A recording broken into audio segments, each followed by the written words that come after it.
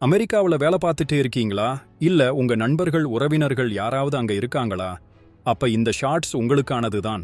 அமெரிக்காவுல கடந்த 3 வருஷத்துல இல்லாத அளவுக்கு விலைவாசி எகிரி இருக்கு.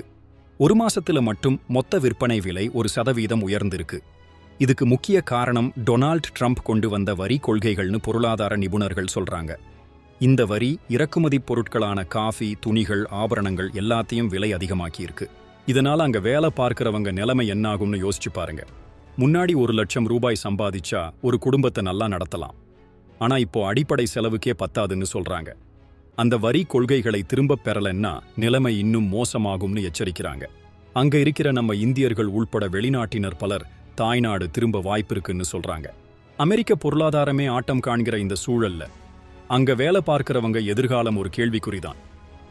உங்க நண்பர்கள் யாராவது அமெரிக்காவில் இருந்தா அவங்களுக்கு இந்த வீடியோவை ஷேர் பண்ணுங்க. அமெரிக்காவிலிருந்து நம்ம ஊருக்கு திரும்பி வர்றது நல்ல முடிவா இருக்குமா? கமெண்ட்ல உங்க கருத்தை சொல்லுங்க.